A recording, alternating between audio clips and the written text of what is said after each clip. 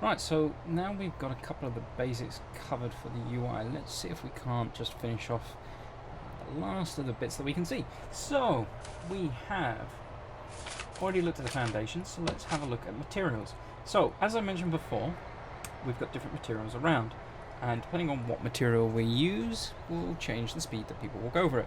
So dirt, the bog standard thing we see all around here, that's the nice dirt colour. As you can see here, it says walk speed slow and can only go on the outdoors. So anyone that walks over this at the moment will move slowly. So realistically, what we'd like to do is make a nice path from the edge of the deliveries area to where our building is. That way, when our workers arrive, they will move materials from the deliveries area to where it needs to go as quickly as possible. Now, it does actually cost. It's only a small amount, so $10 per square. Dirt costs nothing. Sand costs nothing. But everything else does have a cost to it. So even grass. If you want to make a grassy area, it's going to cost you. Concrete floors on the inside of buildings, they come as standard. So you don't actually have to put them. Once you put the foundations in, it will convert everything to a concrete floor inside. It comes as part of the cost. Concrete walls and brick walls, they'll just match the types of foundations. So it's completely up to yourself, as I said before, when you choose your foundations, whether you do concrete or you do brick. At least when you come to the materials tab, you can continue to use the concrete walls if you wish, or you can continue to use a brick wall. A couple of things in terms of actually doing a layout. What I normally like to do is, once I have like the perimeter set up for my first prison, I normally like to put a little bit of sand on the outside. This just means that if anyone does break out, chances are they'll break out into a sandy area and they will be travelling slowly. Ideally, on a perimeter, you should have a perimeter wall as well, so that the outside of your prison is kind of separated from the rest of the world. So if they break out of the actual main prison cells, at least they have to then also go through a prison wall. You don't have to do it. It's just the perimeter wall is very expensive, as you can see. It's $200 per square. You just need to have an enclosed area, so if you wanted to, you could put a wall off the side of the building. What this does mean is that if anyone does tunnel outside of the actual prison cell block, there is nothing to stop them from escaping. There's literally just open land. So you have to be very vigilant with the cell checking to make sure that they're not going to get out if you don't have a perimeter wall. In the same sense, you can have a fence, so you can actually, it's a fence. I just see it as a cheaper version of a perimeter wall. It's the same thing. They have to actually they have to get through it, so you can always put a fence on the outside instead of a perimeter wall. It's just that they can't tunnel underneath perimeter walls, from what I've learned. I've never seen them do it, so I've always believed that that is a thing. I have no proof to give you, but as far as I'm aware, that is the case. Wooden floors on the inside makes them move at normal speed. There is a couple of tiles here that does make them move fast on the inside as well. So yeah, concrete tiles makes them move, walk fast on the inside, and I believe marble tiles do. No, metal floors do as well. We'll use tiles as we go along to try and explain things a little bit better, but depending on the type of room that you're kind of designing, you want to have different speeds ideally for people to move along. So if we look at this for an example, we talked about this before with these turning these into cells. So really, at the moment, inmates will be walking in through here. They will be distributing off to here and going into their cells, and equally so when they're leaving the cells, they'll be coming along here, walking along here, and going out. So really, for these passageways, I want them to have as fast walk speed as possible. You want to try to avoid people bunching up. If they've got a slow walk speed, they're going to bunch up, but if the floor's good, then they will walk pretty fast. But on the inside of the cells, it's not really going to matter too much. I normally like to use a wooden floor, but then they are quite expensive. That was, when I wasn't on so much of a budget. Now that I'm on a budget, I think I'll just leave them as concrete floors. They've got a fast move speed anyway, so why not? but that is the materials tab. So it gives you just a basic overview of different materials, as well as being able to demolish walls if you accidentally put them in places you don't want, as well as removing tunnels. So removing tunnels, as I say before, you know, if say this is the layout for this building here, this is a cell. If they break out, they'll normally go straight out this wall and they'll just run out here. But what it will do is it will create a tunnel from this room out to here. Now if you remove the remove tunnels option, you can actually just delete that tunnel. Normally you only get to see the tunnels if the dogs sniff them out, which I'll explain later as we come across them, or if they actually successfully tunnel out. You also get to see the tunnel then. But let's carry on through these buttons. I'll come back to rooms, as rooms is a really big subject because there's a lot of rooms. Same with objects. Staff, as we said before, at the moment there's only a very limited number of staff available, which is the basics for what we need. We've got 8 workmen. It shows a little 8 on the workmen. And sure enough, that is our 8 workmen arriving at the moment. Eventually we'll have some security guards.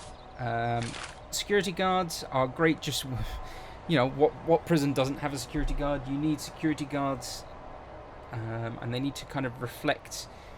If you have, say, 10 individuals, ideally you'd like 1-to-1 in a really super safe prison, but practically that's not always possible. So sometimes maybe 4-to-1 is the kind of ratio that I like to do when I'm on a bit of a budget.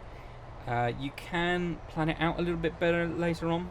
At the very beginning, they're free roaming, so all the guards will do the duties of all the other guards. So any guard can go out and pick up people, and any guard can come back and start patrolling inside the prison.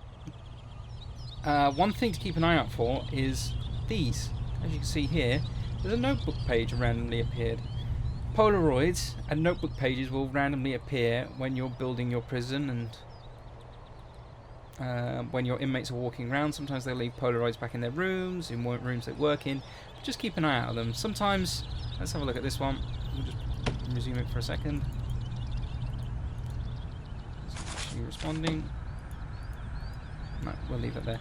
So normally when you click on these, they sometimes just give you a couple of hints, a couple of tips. Polaroid pictures will flash up for a few seconds, and then it'll be a picture of a particular event that normally happened. It's just storytelling things. But anyway, staff. Yeah, so workmen are the guys that actually build the things in your prison. They also ferry things around, so if you get a delivery of bricks, for example, they will ferry the bricks from the deliveries area to the actual area that's being built. Guards, as I say, they're the ones that actually going around with their batons. They're suppressing when the inmates are rioting or doing naughty things. Armed guards we get later on once you get an armory. Sure enough, it's kind of on the tin, so to speak. It's the same as a guard, except it's actually armed with a shotgun, so it can deal with different things if need be. If there's a riot, it can actually kill people. Yes, that may sound really bad, but sometimes it may be required depending on like the severity of what's going on. If there's a real riot and it's starting to get out of hand, the easiest way to quell that riot, as horrible as it sounds, is to kill that person.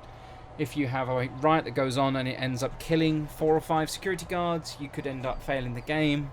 It's better to just take that shot and kill the one person rather than have to deal with all the dead guards.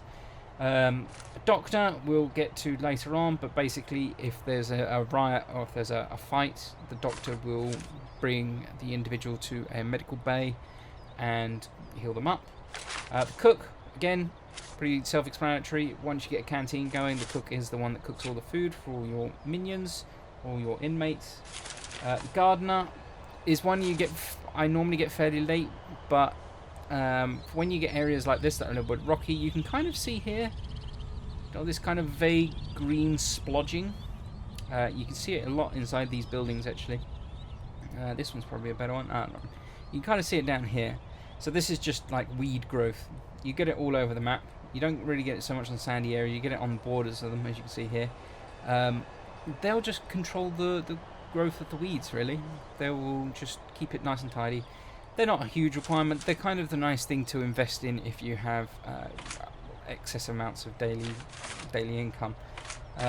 Janitors, They do the same for what's on the outside as gardeners as on the inside. So they keep, at the moment, these buildings are an absolute disgust.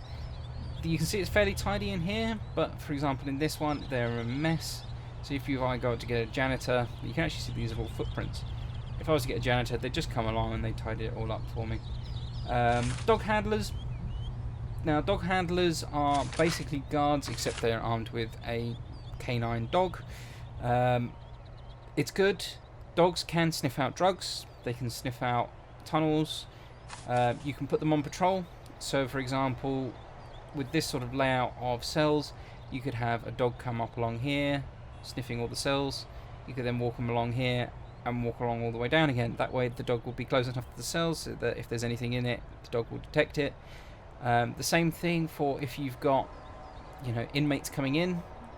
If anything might be a little bit suspicious, you could have a dog unit towards the front, and the dog unit will smell for any contraband on its way in, and you can deal with it that way. Next up is a sniper. Now, snipers basically sit in guard towers, which we get later on. It is one of the things that you unlock through bureaucracy. Let's look. As you see here, guard towers. So you get it after the armory. Now, guard towers, the snipers will sit quite nicely in a guard tower, and they can look over an area. So if you have a nice sort of square area, having a guard tower in each of the four corners, they'll look over the area, or equally so, we'll go into it in a minute, but if you've got a yard where all your inmates will end up going to, they'll end up congregating in. If you stick a guard tower in the corner of the yard, if anyone starts misbehaving, they will just quell the uprising before it even happens. Nice and simple with them. They are armed. Yes, they can kill people.